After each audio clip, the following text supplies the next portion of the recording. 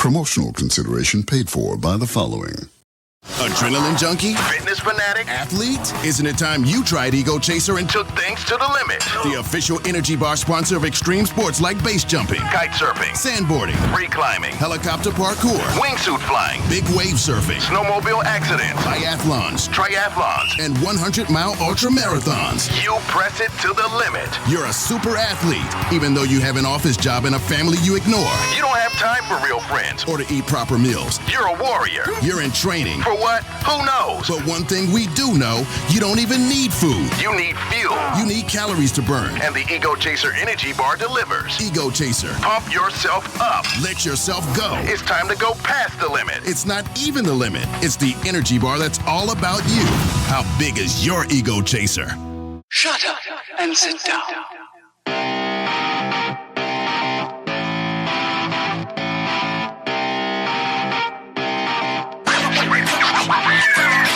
What's up, everybody? This is, oh my God, welcome back to Third Shift. I screwed it up. It's been 2 weeks. I don't know how to do intros anymore.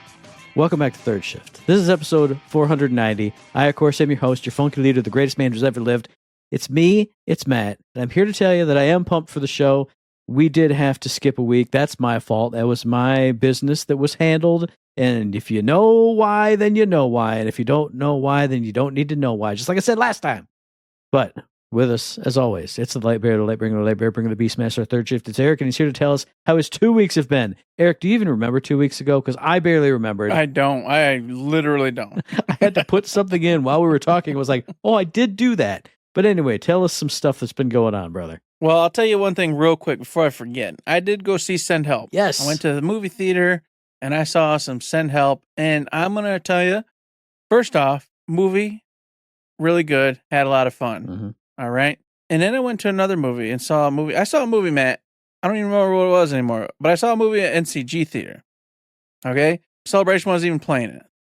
And that movie theater sucked. Did I talk about that? I think we talked about that last time. What was that movie, though? I forget. I don't even remember. That's what I'm talking about. I don't remember. Oh, so anyways, I got back to Celebration and I was so happy. All the food options, way better. Everything was just better. And I sat down and we watched Send Help and it was a lot of fun. Had a great time with it. It didn't have the twists I thought it would, though. I'll say that. Mm-hmm. The twists I didn't think were really there. It was pretty straightforward. If you're not an idiot, you kind of know exactly what's happening and what's going to happen and everything that went with it. So I was like, okay, I pretty much understood and predicted this entire movie, but I enjoyed the journey and I enjoyed the interactions with the two characters and whatnot, and had a ton of fun. And I got to jump in because I saw Send Help also. My first time back at my Regal in a long time. And I was like, oh, my favorite place, my favorite Regal. I can't have the snacks anymore, but I was in my perfect seat that I always get in the big giant theater. Only two other people in there. Saw the movie, had a blast too. The only thing I would say is I wanted it to get a lot darker and more twisted, but Sam Raimi isn't that kind of like mean, twisted movies kind of guy. I mean, his movies are mean and twisted, but not like crazy. The crazy stuff that I've been watching recently. Yeah. But I do always appreciate seeing a Hollywood actor screaming and getting actual physical fake blood sprayed all over them. So I got my fix there. That was very excellent. Yes. But I enjoyed it too. Really fun ride and good to see a Sam Raimi movie for the first time in over a decade, something like that, however long it's been. Yeah, that was probably the best part of the movie too. Yeah. That was like the highlight where I'm just cracking up like, this is so ridiculous. This whole thing is ridiculous.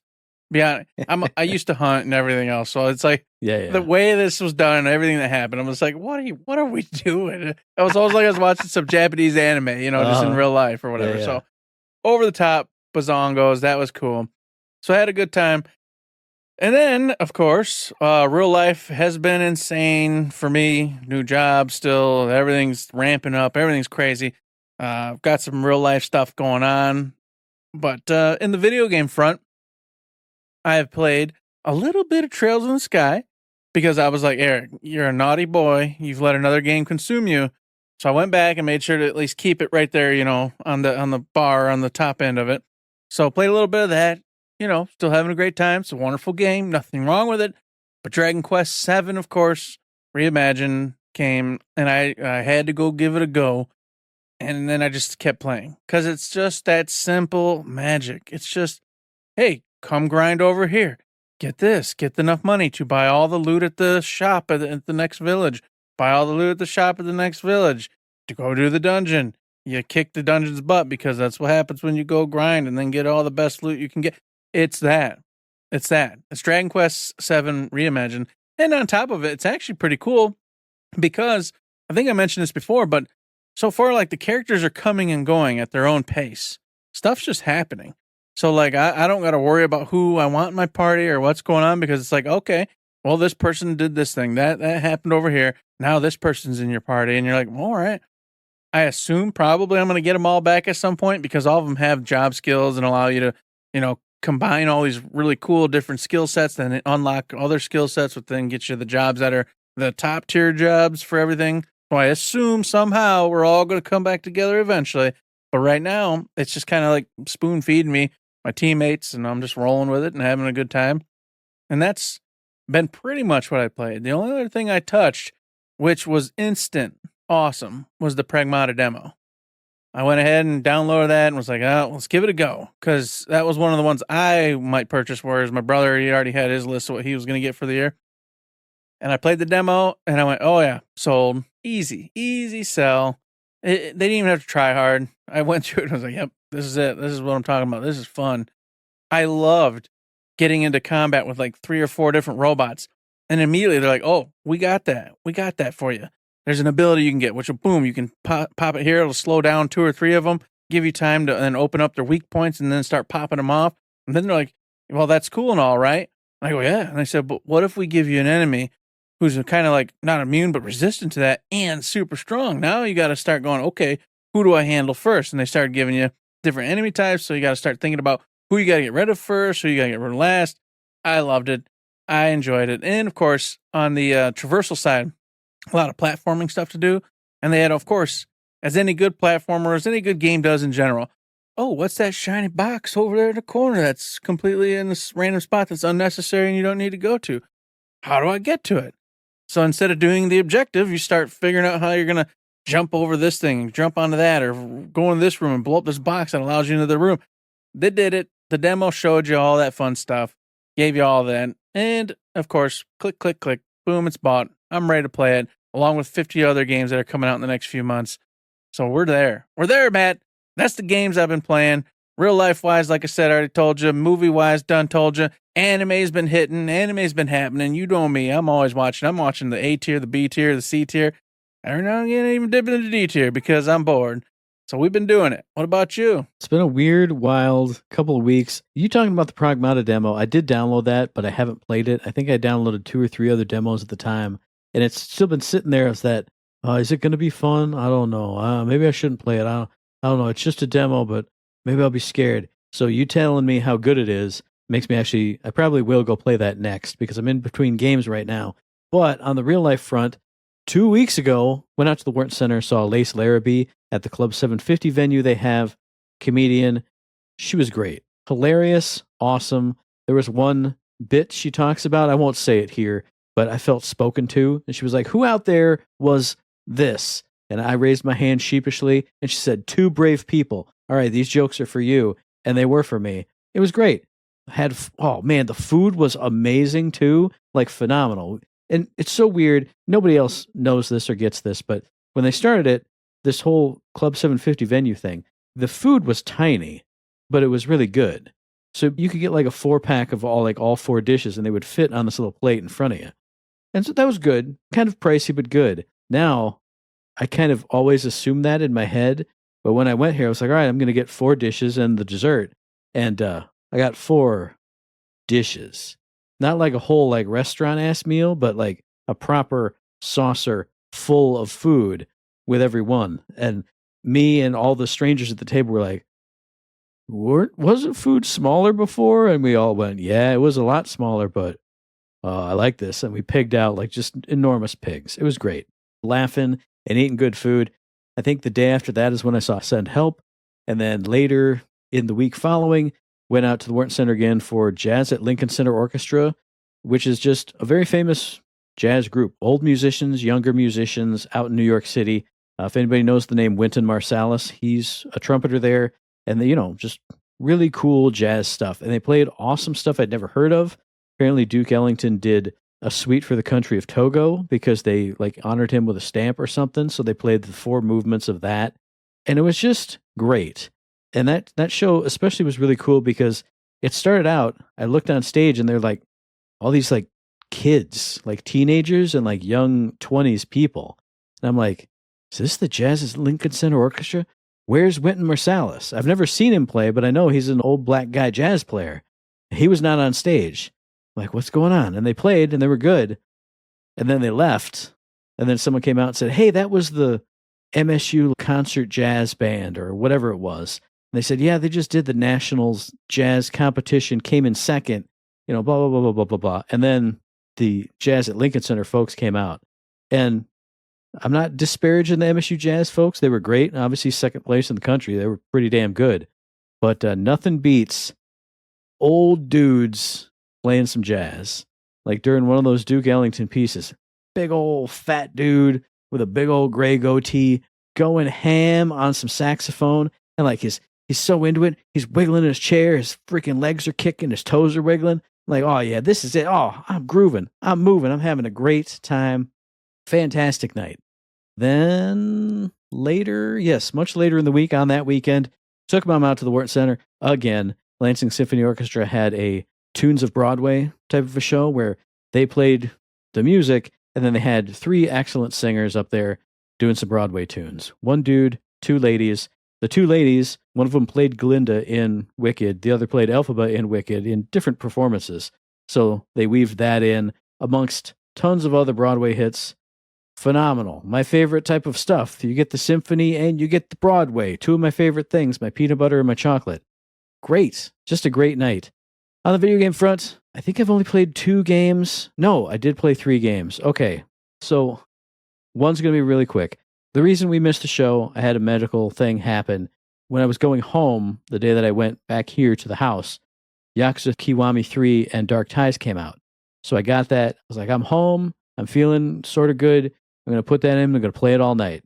I put it in, installed it, started playing it, fell asleep. I fell so asleep. I don't know. I was just like, oh, brother, wake up, do a mission. So I went, well, maybe that's not it right now. So I closed it off and I had left off. No, I did this the week before. Okay. My timeline's all mixed up. But the week before, I also want to mention, I did beat the Persona 3 Reload episode Aegis DLC. I'm not going to disparage it, but I will say if you have played Persona 3 Reload, you don't need to play the DLC. It has a nice message at the end, but I don't think it's really needed. That's all I'll say. Seeing the little past versions of all the different characters, that's great. But ultimately, I was like, well, you didn't accomplish anything that you wouldn't think would have happened by the end of the game anyway. Like, I thought maybe we would get somebody back, but we didn't. And we just went, okay, let's keep going. Well, but I expected you to do that at the end of the base game anyway. No spoilers, even though that's kind of spoilers. I don't know. But it was fine. Just not needed. So, with the Yakuza Kiwami 3 thing making me fall apart, making me not want to play that, I was despairing. I went to my drawer full of video games in the other room over there, and the first game I saw when I opened that drawer was Marvel's Guardians of the Galaxy, because I have like the kind of collector's edition that I got with our last Game Changer at work before it turned into like actual dollary dues. And I went, whatever. I don't know what I want to play. I'm feeling weird and bad. Let me put that in. I put that in. I played it all the way through, finished it last night. That game is fun. It is a ton of fun. I will say the combat's not the greatest, but I love those characters, and I love these versions of those characters. And the fact that like anytime you stop and like take a minute to go and look off the beaten path for some secrets and some findables, there's usually a voice line where they go, hey, like we've talked about with God of War. Hey, what are you doing over there, Peter? He's just being a dumbass, looking all around. Just let him go. Hey, guys, it's called exploring. What's wrong with you? And then I'd find a thing, a costume or some craftables or whatever. And then anytime you're just hanging out, there's always chitter-chatter back and forth between all the different characters. And that sounds like it could get annoying, but it wasn't, because I love those characters. Rocket is like the coolest dude. He looks so good in the PS5 upgraded version. I was like, damn, how can a raccoon from a generation ago, even with a PS5 upgrade, look good? He looked great. Story was a lot of fun. I know I'm running long. I'll say one last thing. It's kind of weird because the game starts off and it's just jokes, jokes, jokes. It's ha-has and hee-hees, and some of them don't land and some of them do, but you like it. But then it gets to a serious point, like Act 2. Hey, it's time to get serious. And it does such a great job with it. Even the characters who are kind of just goofs and hoofs, the actor, I don't know, performance or just voice or both, it's like spot on. I'm like, I can see that Peter Quill, Star-Lord, is now like being serious. He's taken aback by what's happening, and he's getting the seriousness pulled out of him by the situation. And the other person is responding in kind to this heavy situation. The stuff with him and Drax, phenomenal. So good, which I didn't expect out of the goofy ha-ha, it's a Marvel license game. So a great game. I finished it. What's next? I'm probably going to play something I'm going to talk about later, and then we're going to play the Pragmata demo too. But that's what I did over the past couple weeks. It's been a roller coaster of a couple weeks, but we got more stuff to look forward to, don't we, Eric? We do indeed. And of course, this title in particular is one I've been looking forward to. It's Reanimal. It's made by the Tarsier Studios, published by THQ, and it's out as of February 13th for every platform you could ever want to play it on. So just go where you want to play and play this thing. If you don't know, it's got a bunch of devs from Little Nightmares all up in here doing this. So think Little Nightmares, and this is exactly what you're going to get. But I'm going to tell you, I have watched a ton of gameplay on this already, and it's a short game. I think it's only like 4.5, 5 hours long, especially if you're playing co-op. Because if you didn't know, you can play single player or co-op in this one. So that makes it even more fun. However, as I said, it is a bit short. But it is packed full of creepy, weird crap, okay? And the whole game's based off this brother and sister, and they have this dream, and they see their friends through this well, and then things to go south. And then, of course, you're the boy waking up, and you go and rescue your sister, but your sister doesn't realize what's happening for the moment. And it goes on. And then you go to these different environments in different areas, and you see your friends you saw from the well, and you try to rescue them from these different predicaments they're getting themselves in. And it is dark, and it is nasty, and you got to creepy crawl around just like you did in Little Nightmares and avoid these just monstrosities and creatures of just weirdness. And I won't spoil a bunch because, like I said, I watched pretty much almost the whole game at this point. But in particular, there's this environment where these like World War II soldiers, and they're doing things and stuff's happening. It is just crazy. I mean, it's wild. So if you want a like truly dark, bizarre time, either solo or with a friend, this title is for you. I mean, it's got it. The music, the sound effects, they were all just 100% top tier. And the different bosses from the areas that you go to, man, they're twisted, they're dark, they're everything you could have wanted. If you loved Little Nightmares, this game's going to be right up your alley. And as it should be, because like I said, it's a bunch of people from Little Nightmares doing this one. So go check this one out. It's already been out a week because it was going to be my last week's release, but now it's this week. So, whatever. It's there for you. Bam. Go get it. And I got something that could have been my last week's release, but we didn't do the show last week. So it's this week's release, and it's a game that I completely forgot existed. Even though we just saw a showcase about it not a couple months ago. It's High on Life 2. Which came out on the 13th, developed and published by Squanch Games for PC, PlayStation 5, Xbox Series consoles, and then later, apparently, the Nintendo Switch 2, like in April at some point. But hey, High on Life 2, is it going to be more High on Life? It's going to be more High on Life. Now, I've watched 2 reviews on it. I watched the Eurogamer review and the IGN review, but I didn't want to watch too much more because I loved the first game. And I don't want anything spoiled. I don't want any jokes spoiled, which is kind of funny because both Eurogamer and IGN kind of went back and forth a little bit in their opinions on the jokes. I think Eurogamer said, we hated High on Life 1, but we really like the humor in High on Life 2 here. But the jokes do still go on a little bit too long, and some of them don't land right, but it's a lot funnier overall. And then IGN said, we love the first one, and this one's maybe not as funny, but a lot of jokes are really, really funny, and they made us laugh a whole lot.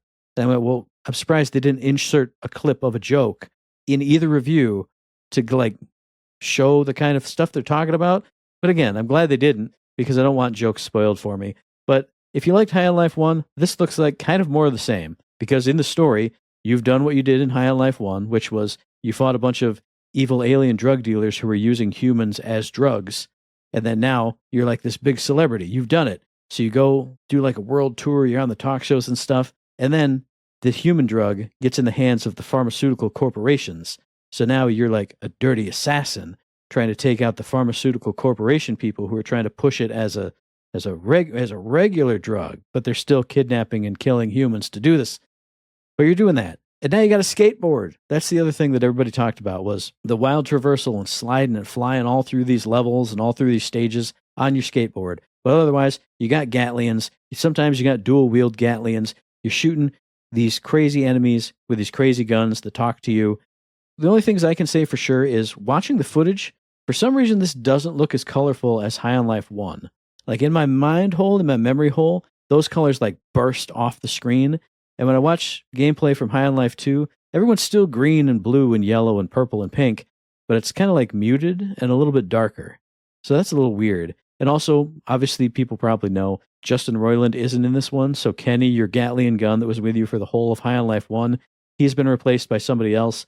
But all the other side ones, they're still there. They still have their own voice actors and everything from the first game.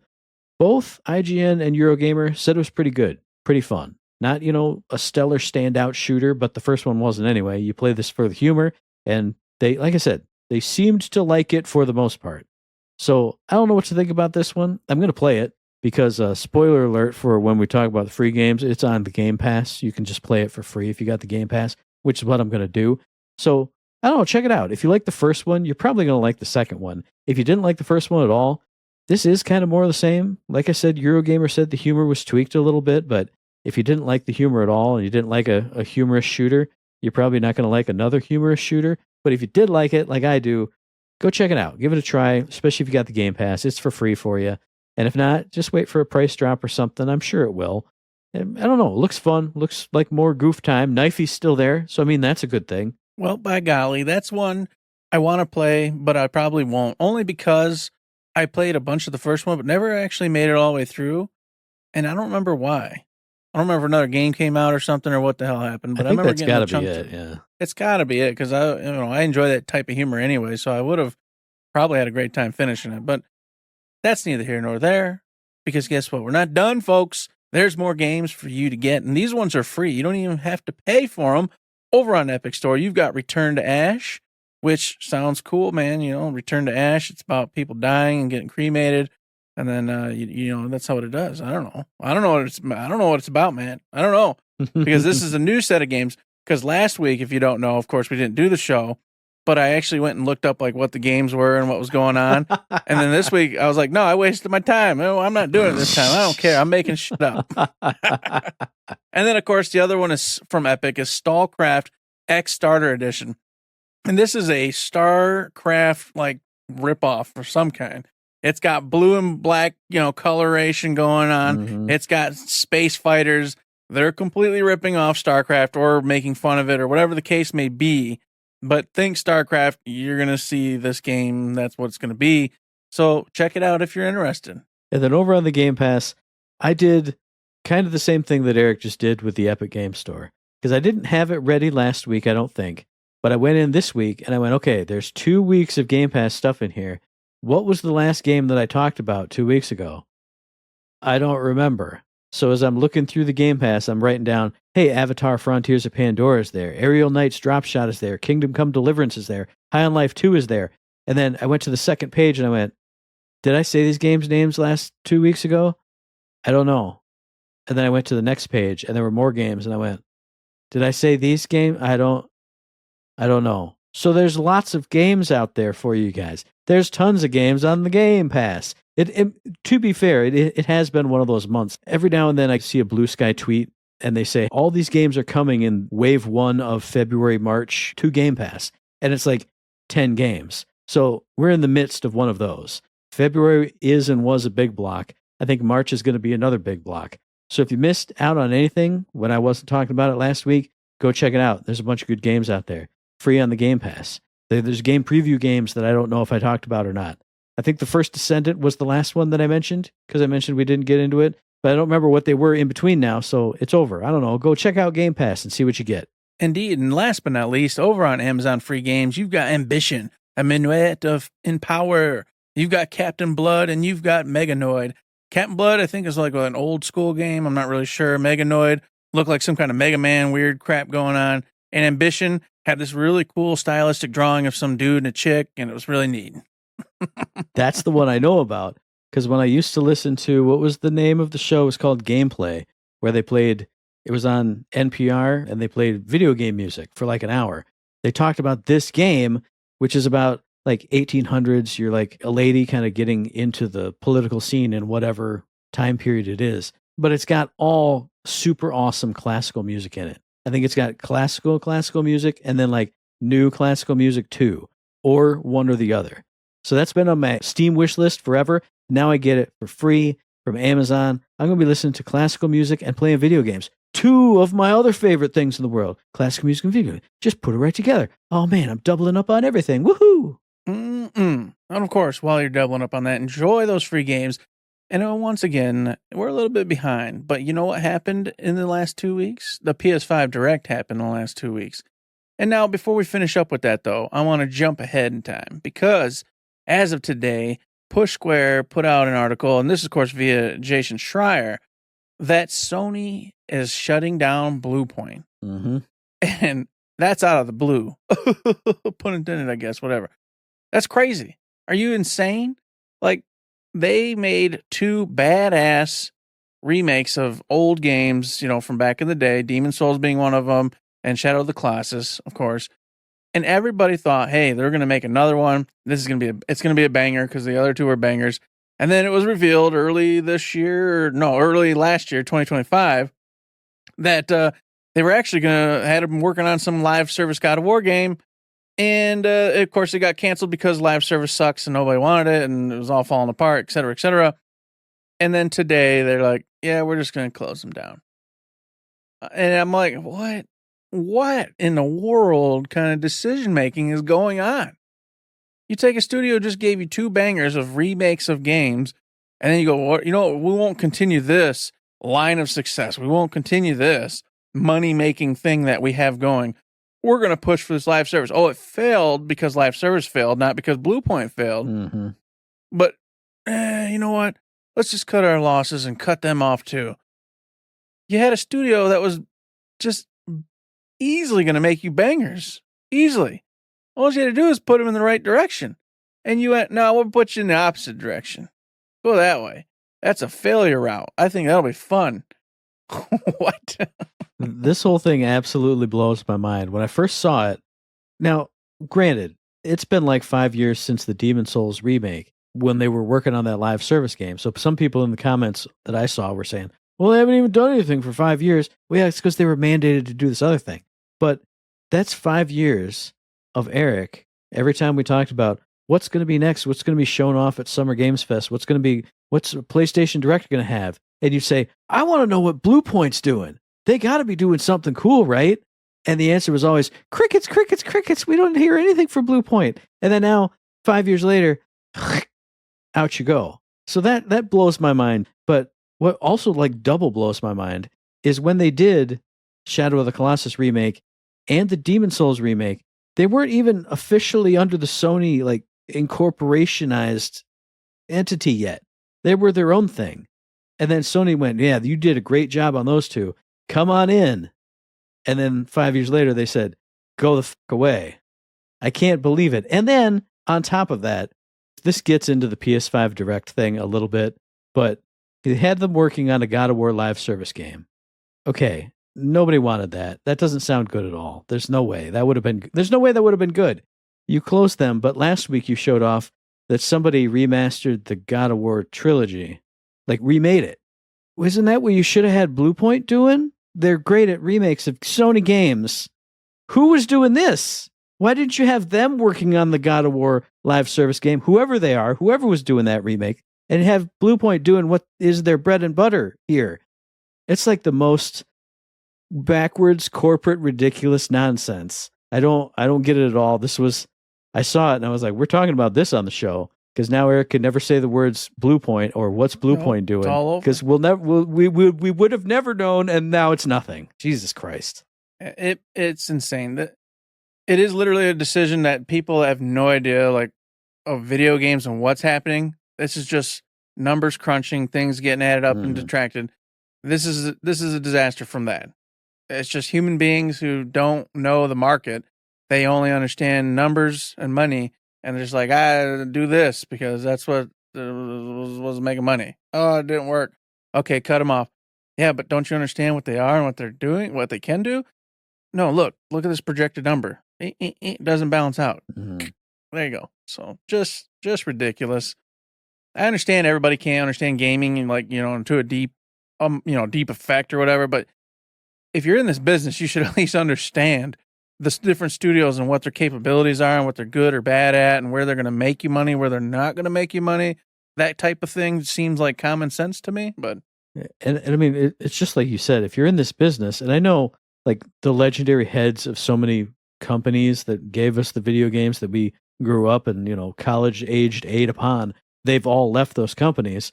But you don't have anybody who's been there, who knows, to advise you. Like, shouldn't all these corporate entities with their little spidery fingers go, yeah, we should just cut it off.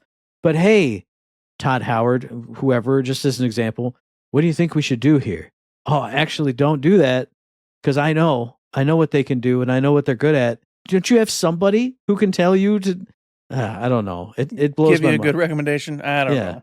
So rest in peace, Bluepoint, another studio gone and down. Hopefully everybody gets somewhere cool and makes some cool games in the future.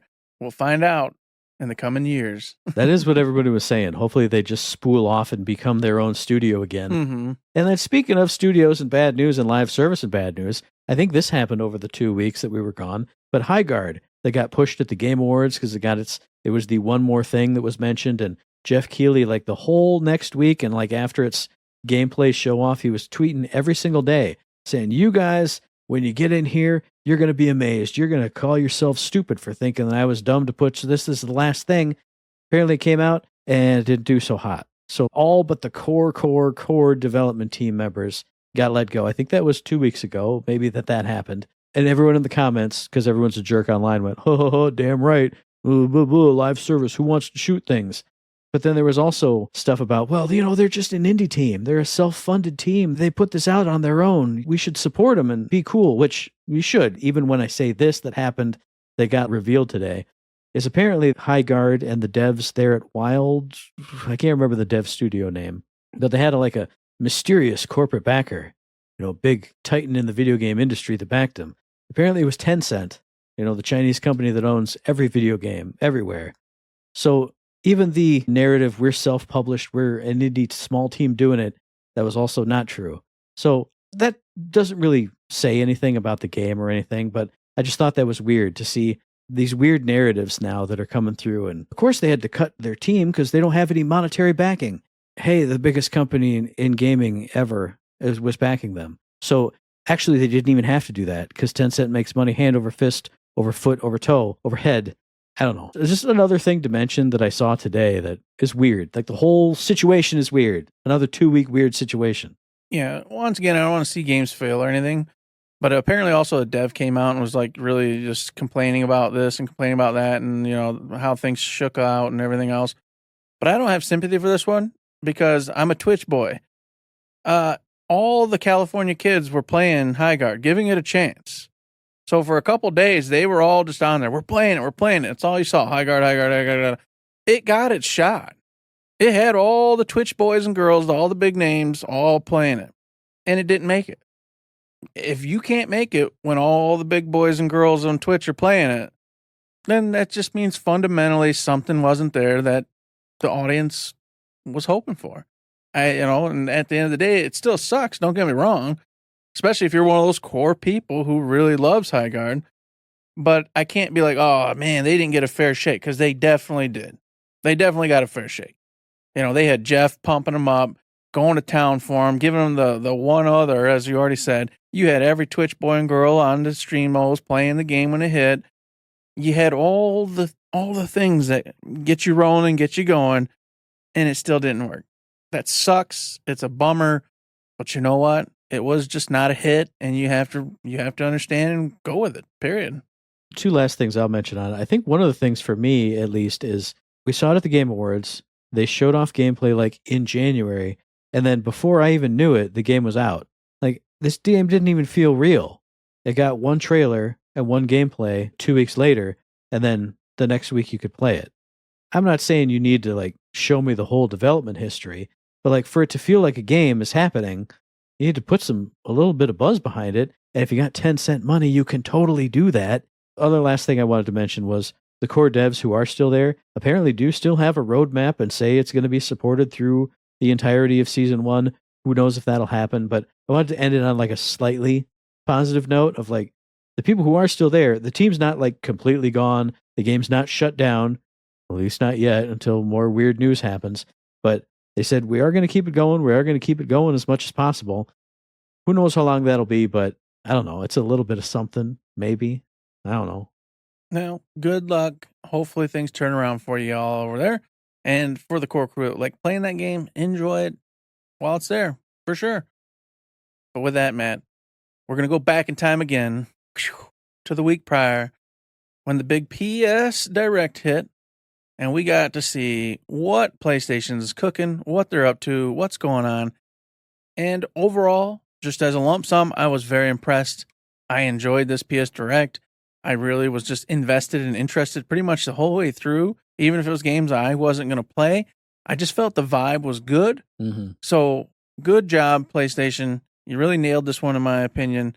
And there was, of course, tons of good stuff for me. So I was very excited to see. Yeah, I agree with that. I think I had watched this the week it was supposed to happen, like all the way through, and then I kind of skipped through and watched the highlights again today. It was a good show. I mean, there were a lot of games that, like you said, I had no interest in, but then the trailer or whatever gameplay they showed actually made me have a little bit of interest in it. I'll just say one of them right off the bat, For Loop. When that was announced and shown off at first, I was like, oh, look, it's another live service game. Who gives a crap about this? And granted, when they first started showing it, I went, oh, look, it's Arc Raiders. Look, you go in and it's aliens and robots, and you go in and you extract things, and then you go away. But then they showed like the weird randomness that can happen in each run, and using your stealth and sneaking around these suddenly randomly drop potted in things, using those little blink pods or whatever. Oh man, I'm going to find the blink tree. And then, hey, when we're having trouble against the big boss, bloop, there it goes. It goes away. Now scramble and get some resources and heal up and refresh your skills or whatever. I don't know. The promise of what they showed here really got kind of its interest hooks in me. Like seeing the big geometric Remnant 2 looking Rubik's Cube boss with its crazy scan areas, and hearing that, yeah, the four of you are going to have to separate and kind of deal with each side of it to kind of coordinate and do it. I don't know. That one got me interested. And I don't know why, because before it did not at all. So they did a great job with that one, for me anyway. And I'll tell you this, real quick. Resident Evil Requiem got another trailer, the game launch trailer, the big one, and it was just fantastic. It just set the mood. It gave you some new teasers, did some more fun stuff. And I'm like, as I already told you, I'm like, yep, here it is. That's the big old cookie that's coming up. It's already purchased. Everything's ready to go. I cannot wait. So glad to see that. And the other one, for a real kicker here, Konami not only did some other stuff, which I'll talk about later, a little bit here, but did Rev Noir. They're getting their own RPG out in the world again. What is happening? So they're diving off instead of just releasing stuff that they know we like, Silent Hill, Metal Gear stuff, or whatever. But now they're like, yep, we're back in this, boys and girls. They got their own RPG hitting. And I don't know what was going on, but I had like 3 different responses from, different streamers watching and whatnot. And all of them are like, oh, I don't know, it seems okay, but just seems like, oh, I don't know. So I don't know if all of them just not a big anime type thing going on or whatever the case may be, but I thought it looked grand. I thought it looked great. It looked like a really cool Japanese RPG. So I was excited and glad to see it, but apparently kind of the mood for it seemed to be kind of like, glad Konami's reaching out, but this just seemed like an RPG or something. Yeah, it's that's what it is. Okay, sound kind of strange, but I was excited. So screw y'all folks for trying to dampen my mood on that one. I'm going to have to go back and watch that one again, because I kind of had that. I wasn't poo-pooing it, but when I was watching it and kind of skipping through, I went, okay, I don't know. It made me think of Scarlet Nexus, which I liked but didn't love. Yeah. So I was kind of like, oh, maybe, I don't know. See, I thought it shined a little bit brighter than Scarlet Nexus. I get that vibe, but I thought it was more like a Tales of Arise kind of. Like colorized and whatnot. It seemed a little more vibrant to me. Yeah. And I was like, oh, I love Tales of Arise. Once again, yeah, it wasn't like, this is the best game I've ever played. But it was a fun damn time, and I enjoyed the RPG. So I was like, it's there. Yeah, like I said, I'm going to go watch it again because when I was skipping through, I saw a dev and they're like, oh, yeah, we're bringing the RPG goodness. And I went, RPG goodness? I need to rewind, but I don't have enough time because my lunch hour is running out. So I'll watch that one again. I'll do my due diligence. One that I'm 100% sold on. I don't even care what happens. It doesn't even matter. I've talked about it before. Beast of Reincarnation. Yo, the game looks like the most beautiful game I've ever seen in my entire life, which I think I said last time, like 4 weeks ago when it was shown off in something else. But when they showed the gameplay and they showed so many of those blocks and parries, I could tell that it just felt like a mat game. Parrying this giant freaking weird creature with your little samurai sword and it just goes ching, ping, ching. I was like, yeah, that's what I live for. I'm going to stand as this tiny little girl with my giant ass wolf and this giant ass creature, and I'm going to block and parry everything, and it's going to feel so good. I was already sold before, pretty much from what we saw last time, wherever that was. But man, this like sold me even more. And even just watching it on my damn phone, it was the most beautiful thing I'd ever seen. I can't believe it. What a great game. Man, we're sticking with beautiful. We're sticking with Star Wars Galactic Racer, man. I'll tell you what. I don't know why this game's got its grips on me, but it does. I've been just watching this thing fascinated. And of course, they had another trailer here, and it was awesome. It was fun. It was goofy, and the racing looked awesome. But the best part was, and we already knew it was going to end up having pod racers, and it kind of, duh. But at the very end, they went, yes, boys and girls, you will get pod racers. And they did the whole thing. They gave it to you. They gave it to you. They just took the cracker out and went, shove it in your mouth, idiots. There you go. And I went, yep, this is a game I got to play.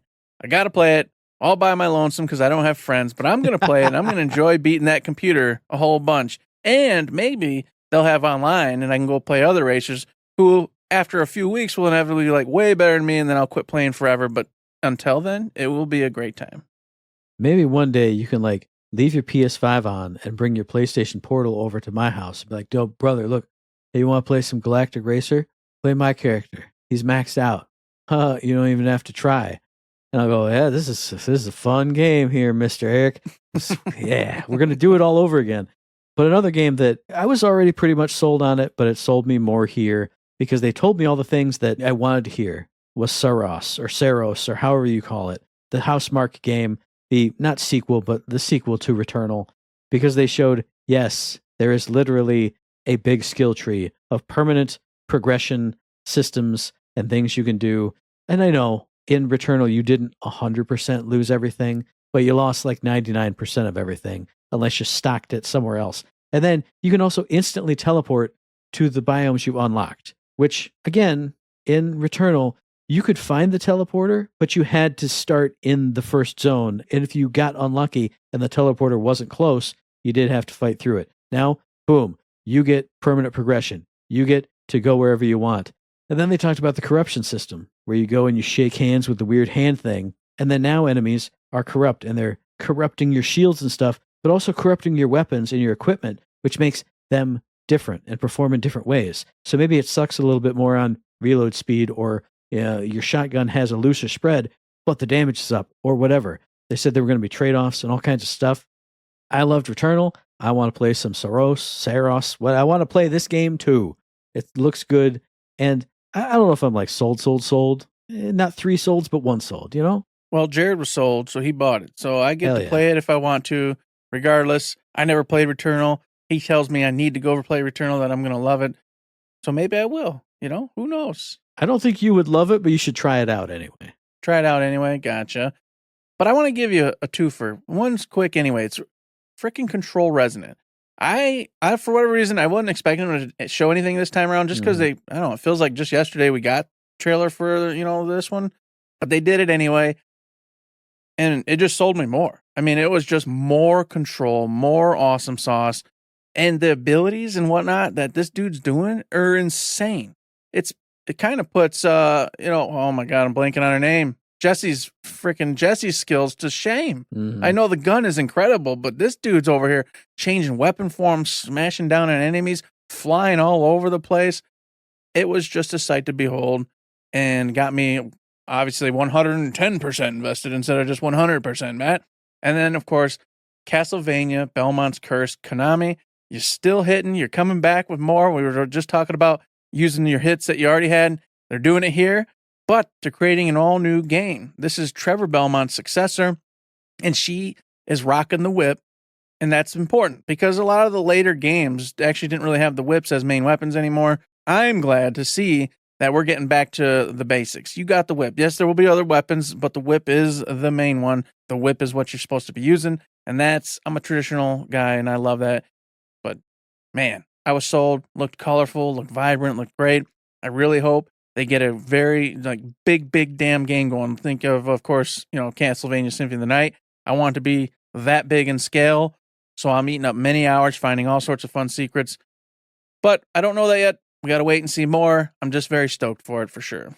I'm going to piggyback off what you said with Control Resonant, but in a little bit of a different way because it felt so different from Control. Mm-hmm. Control in my head, I know you did crazy stuff in that game and there were big crazy scenes and stuff, but in my head it's like a slower, more methodical type of a game. And this was almost, in some scenes, almost like Devil May Cry ass looking stuff, which isn't a bad thing, but it just kind of it shook me for a second. But just like you said, the powers, the weapon shifting, the crazy combat stuff he was doing was phenomenal. It was great, and it looked so cool. So I'm still sold. Just like with Soros, maybe I'm not sold, but I'm sold. I'm going to get it no matter what. Doesn't matter. Looked great. I will give you a couple small ones. Darwin's Paradox, the one where you're like the sneaky octopus. The fact that they merged it in with the Metal Gear Solid one is what really charmed me on it. But at the same time, it just looks so colorful and so poppin' and so indie game. And I think after beating a bunch of big games, I just feel like that indie game itch. I wanted to slurp it up and just, I want to eat this game right now. And I don't think I can. The other one that I want to mention is Marvel Tokon Fighting Souls, which I've said before, this is not my kind of fighter. It's too fast for me. I didn't think I ever mentioned on the show. I got into the technical test or the beta or the demo or the alpha, whichever one it was. And it was too much for me. It's not too much, but it's not my kind of fighter. I'm not going to ever be good at this. But it still looks so damn cool that I want to get it and just have it. And every now and then I'll put it in and I'll play the computer. If you can play the computer, I'll have fun because it just looks fun and wild and weird. And then the last one that I'll mention, because a lot of the other stuff was cool, but man, I am confused. Like I said, I was kind of skipping through. So I tried to skip a lot of the marathon one because I was like, who cares about marathon? It looks dumb. We hate it. We hate it in this house. And then I ended up in the middle of the trailer and it was spooky and really atmospheric. And the trailer at least had weird storyline stuff was going on and voiceovers and then crazy imagery and stuff. And I went, I literally wrote in my notes, is there a story here or what? Because I thought it was just a multiplayer mess. But if it's stylish and cool and there's stuff going on, then maybe. I still hate the character designs and the art. I don't like that. But that trailer, the piece that I saw that I accidentally saw because I was trying to skip the whole thing, it was really cool. And I was taken aback. That's all I'm going to say. I don't know about this at all, but it was weird. Hey, I'll say taken aback. All right. There's a game that hit, and this isn't the one I'm going to talk about, but I'll do briefly. I don't play fighting games anymore. We all know the rules. I can't. But when they got up and close on the boobies and Dead or Alive, I knew it. Yeah. I laughed, and I had such a chuckle, and I was so happy because I used to rock the hell out of some Dead or Alive back in the day, and it was nice to see he knows what's up. He's sticking with what's good. Okay. He's not changing. He's not getting on board with all the craziness in the world. So I was very appreciative of that. Let it be known. Let it be said. Now, Silent Hill Townfall is my one big one. Oh, my goodness. This trailer looked absolutely fantastic. So far from what I've seen, they're nailing it. They're doing the job. I think this is going to be another Silent Hill F success story for the Silent Hill franchise. And, of course, this one also is going to a different town. just like Silent Hill F did, but it's keeping the vibes, it's keeping the mood, and I think it's doing it actually a little bit closer than Silent Hill F did. Silent Hill F kind of went a little way off, but it ended up being fantastic, no complaints. But this one I think is trying to bring it more in tune with the Silent Hill vibe from the OGs. So I can't wait for this one. And I just love what they gave you, the cookie crumbs. You know, the dude's got the medical needle in him still, and then he's got like a bandage on his arm, and the voice is like, you did what you did. And he doesn't know what he did, you know, and you're looking and it's like, oh yeah, you know, some bad stuff happened. He's just a twisted dude and it's a twisted thing. This is Silent Hill. It did the job.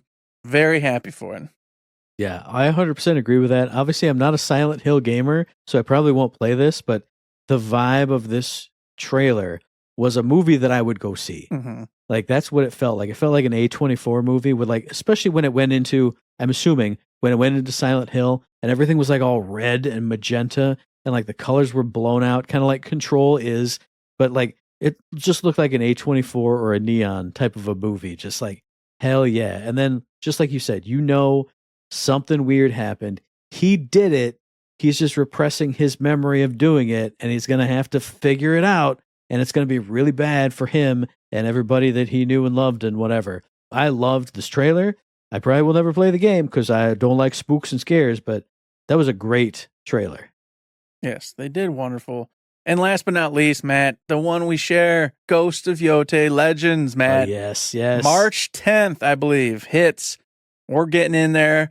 They took the Yotei 6 and then they just godified them. They've turned them into these gigantic monstrosity looking things.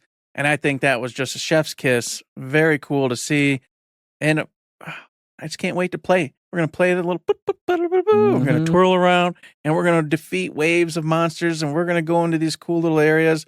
And I'm going to try to convince you to play the PvE portions, but you're never going to want to, and you're always going to want to do the PvP part. And that's the way it's going to be. Uh-huh. And it's going to be fun. Yeah, that one, I skipped over that one just because it's like you said, that's a given. We've talked about it already. That's going to happen. It has to happen. Mm-hmm. I can't wait for it. I'm just sad that we haven't been able to do it for 3 months, 4 months, however long it's been. But I mean, it is still my stream game. I can actually remember the controls instead of us having to dump our way through the very first fight that we do and go, what's R1 button? What does that do? What's R1? But yeah, that'll be good. So it was a given, but had to at least mention it because you know we're going to be playing it. You know we're going to have fun with it. So yes, overall, I mean, there was even other ones that were just fun to see and fun to do. So just a lot of excitement, a lot of good times. I hope y'all enjoyed it as well. And if you did, come on, somebody out there's got to love that chicken game. Big old chicken flying through fantastical lands, killing people. That was nuts. That was a cool looking trailer. And I'm mildly excited. Probably won't play it just because it's probably going to be some Souls-like game, but look cool. Well, see, I wrote it down because when he's fighting like all the humans, it looks like a Musou game, like a Dynasty Warriors game. Yeah, it does. But it's also like super bloody, and I don't like a bloody Musou game. I like my enemies in a Musou game to just fall over and disappear. PG. Yeah, it did seem kind of Soulsy by the end of that trailer, so maybe I can get past the one and get to the other, even though you wouldn't like the other. Yeah, it seemed like waves of Musou stuff, but then like an actual Souls fight or something. Yeah. So I was like, I sort of like Musous, but I'm not in, Persona 5 is basically the only Musou I've ever played in my life. Yeah. And so I'm like, I mean, I like this vibe. I love a chicken being a thing, but whatever. So someone else, tell me all about the chicken thing. Tell me about some other cool stuff y'all saw, because I'm very much interested in what everybody found amusing in this thing. Yeah, absolutely. Send that to us and send us the answer. I didn't forget. It's been 2 weeks. To Uncle Matt's Trivia Corner. If you remember from 2 weeks ago, the question was, which Xbox game by Obsidian Entertainment features the player trying to survive in a backyard while shrunk to the size of an ant? That, of course, is Grounded.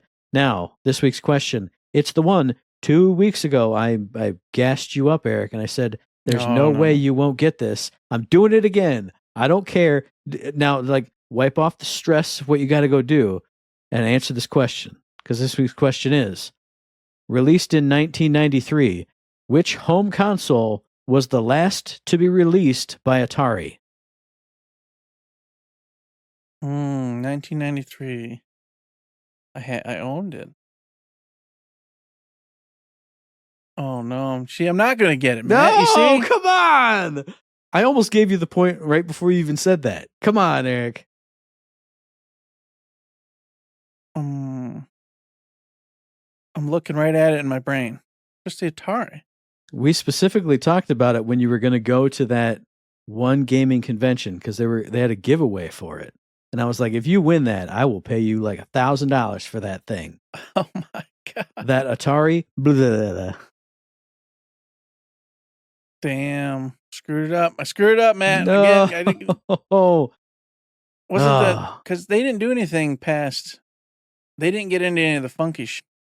It was 1993, so it wasn't like the or anything funky. It was old school. Because 1993 it didn't. Oh no, because the NES came out in the 80s. So it might have been the Atari. Is that it? you are No, that Chat GPT in this up. I see those. I'm I not. see. I'm just I see sitting flashing lights. No, I'm just sitting here talking this out. There's literally nothing happening on my screen. I'm gonna go with the. you are correct. It of course is the Atari. Thank goodness, man. Jeez, When you literally said, "Yeah, it couldn't be the," it's just like don't have an screw this aneurysm. up, Don't you freak idiot. out. Well, I had the time frames for when the NES came out all wrong. Yeah. And I'm like, Eric, you got to go way back when you were like 3, 4. You were playing the NES, dipshit. Go way back. I'm just forgetting how old I am. Well, So it just seems like it couldn't been that long ago that the and all them other. There's a few others in that time frame that hit that were like Yeah. $900 and nobody bought. CDI and 3DO and stuff. Yeah. Mm-hmm. Yeah, and when I said 1993, I was like, no way, because it had to be like 95, 96. How could it be? Because they came out around the same time, but I was confused too. Mm-hmm. But yeah, that's the answer, folks. Maybe I'll have to beep like lots of that conversation. But if you know the answer to that question, or if you have any other questions for us, comments, concerns, feedback, mailbag questions, we're still hanging on. We could have done it last week, maybe. I would have been sitting here in my chair like, how? We could talk about the mailbag question. But it's still there. We're going to get to it. But if you have any of that, send it to us via the email, thirdshiftme@gmail.com, on the Twitter machine @ThirdShiftME. Find us on Facebook under Third Shift. Hit up the Discord, the Patreon. If I'm streaming, hit up a stream. If I'm home, do not come to my house. Go to the other side of the house and leave a note over there. And my landlord will be like, hey, somebody left a note on the porch. You want to go get that for me? And I'll get it. And I'll see it says to Matt. And I'll go, oh, sorry, it's actually for me. That's the whole scenario. We can do that. You can do all those things. And you can go over to a little Patreon, little tip jar, $1, $2, $3, $4, all the bucks in the world. Keeps the lights on, keeps us rocking and rolling without any problems whatsoever. Thank you if you can do that. Thank you if you have done that. You all are the best. If you can't, you can support us in so many other ways, like the 5-star ratings on Apple Podcasts, 5-star ratings over on Spotify. Go over to join the Discord and have some mailbag questions and or just conversation. Go to Twitch. Give us your Amazon free subscription over there when Matt's playing some jolly old games and whatnot. You can do all those things, and we surely do appreciate the holy heck out of it. And we also appreciate you listening to the very next episode, which we'll be dropping unless I get hit with a steamroller or Eric falls off a cliff on or around the 26th. On iTunes and Stitcher, on Podbean, on Spotify, and on YouTube. And as I always say, hey, if you like what we're doing, like to help us out, please give us a like, a rating, view, a comment, a subscription, any kind of good thing on any of those good services, because it does help us out. We really do appreciate it. Indeed, we do. We appreciate the holy hell out of it. Get out there, give us some 5-star reviews. Let's get this ramping up. You know, the freaking snow's finally going to be going away here soon. I want to get that vibe, get the sun out, get them 5 stars out. I want to feel good. Help me help you, because the better I feel, the better you'll feel. I can promise you that. Probably. Sort of. And with that, there's nothing else to say but.